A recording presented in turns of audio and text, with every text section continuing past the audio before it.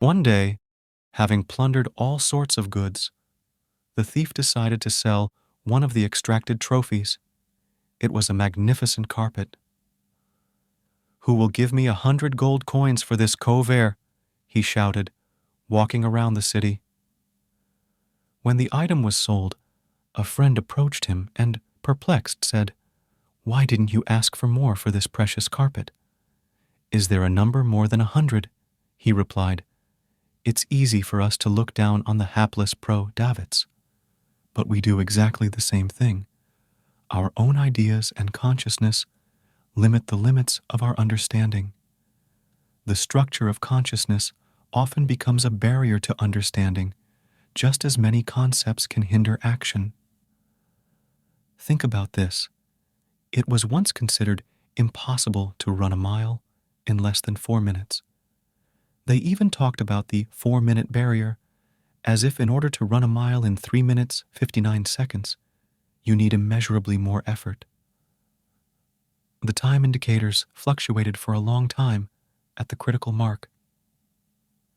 Every attempt to approach this line seemed to only confirm her as something objectively existing.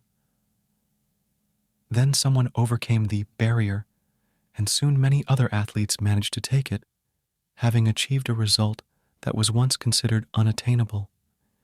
It's as if we mentally delineate the boundaries of our world and operate within them.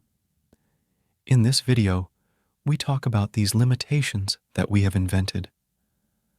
As follows from most reviews, we are happy with everything, both our life and our idea of who we are and what we are capable of.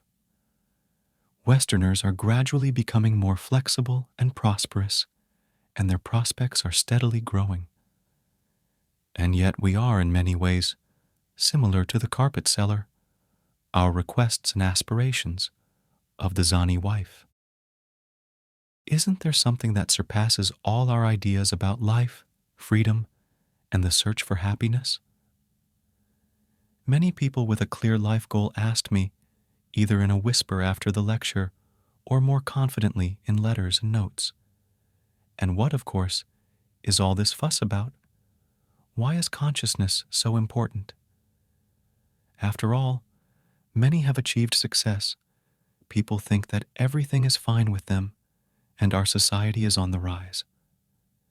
In my opinion, they underestimate themselves. They mark themselves low. I am convinced that man is a much more unaccustomed animal than we know so far. Even in our time, when psychologists constantly appear on talk shows, many people, especially those who have achieved success, do not understand that our capabilities in some areas are much greater than anything we can imagine.